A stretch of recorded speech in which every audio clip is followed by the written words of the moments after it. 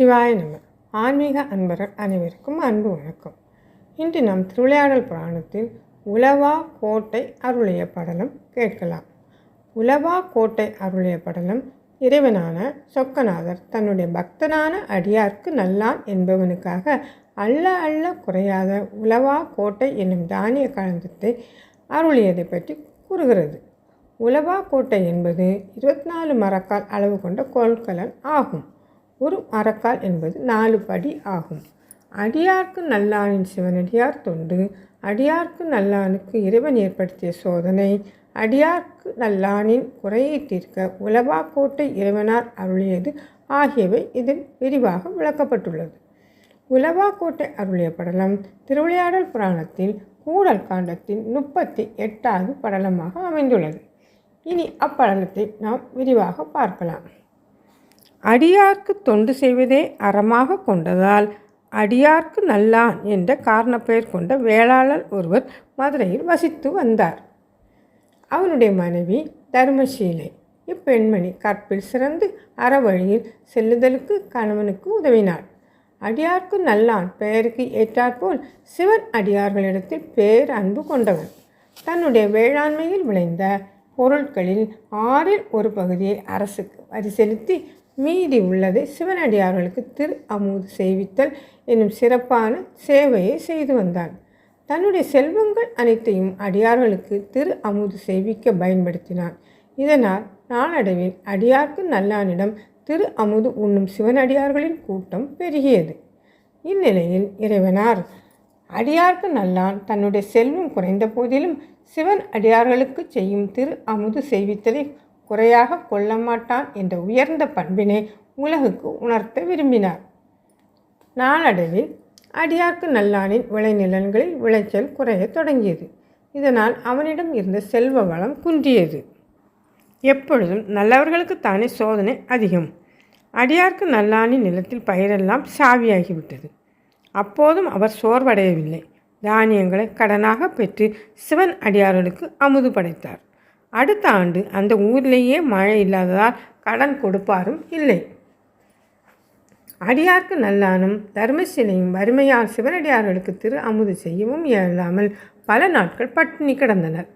இறுதியில் அடியார்க்கு நல்லான் தன்னுடைய மனைவியான தர்மசீலையுடன் சொக்கநாதரின் சன்னதிக்கு சென்றான். அப்பனே, என்னுடைய விளைநிலங்களில் விளைச்சல் இல்லை. எனவே பிறரிடம் கடன் வாங்கி அடியார்களுக்கு திரு அமுது செய்வித்தேன்.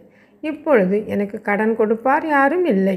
தயவு செய்து தாங்கள் கடன் தருவார் யாரேனும் உள்ளரேன் அவரையேனும் காட்டுங்கள் என்று மன்றாடி இறைவனிடம் வேண்டினார்.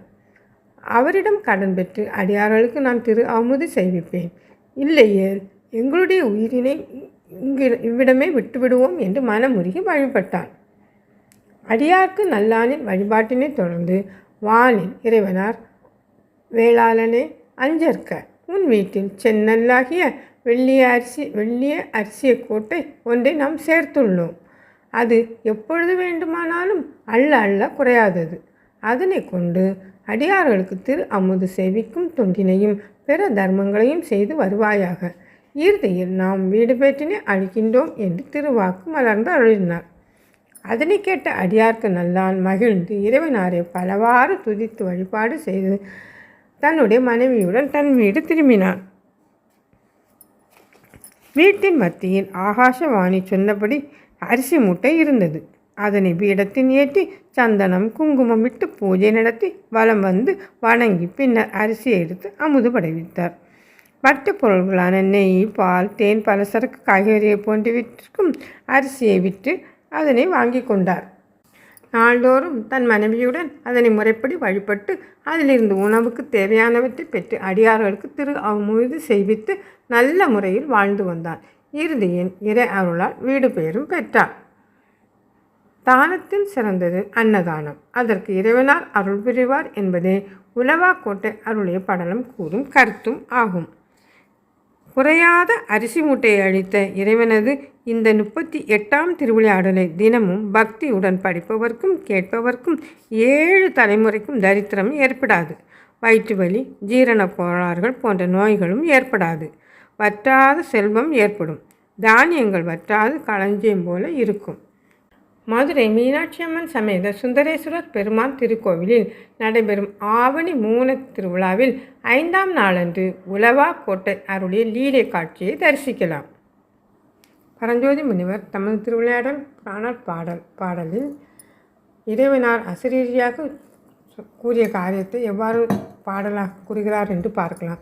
நீ நாளும் பூசித்து அதில் வேண்டிய கொண்டு நித்தம் ஆனாத நண்பர்க்கு அமுதூட்டி எவர்க்கும் அன்ன தானாதி நானா தர்மங்களும் செய்து வீடு மேல்நாள் அழிக்கின்றனம் என்று விசும்பில் கூற என்று அசரீரி ஒலித்தது என்று பரஞ்சோதி முனிவர் கூறுகிறார்.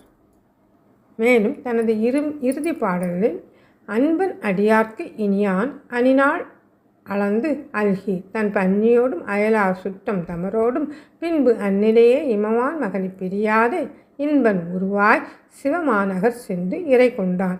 அதாவது அடியார்களுக்கு நாளும் அமுதடித்து பின் தன் மனைவியோடும் சுற்றத்தாரோடும் எல்லோரோடும் இமவான் மகனை அதாவது சிவபெருமானின் மாநகர் சென்று இறை அருளுடன் இணைந்தான் என்று தனது உலவா கோட்டை அருளிய படலத்தை முடிக்கிறார் பரஞ்சோதி முனிவர். இனி அடுத்த படலம் மாமனாக வந்து வழக்குரைத்த படலம். திருச்சிற்றம்பலம்.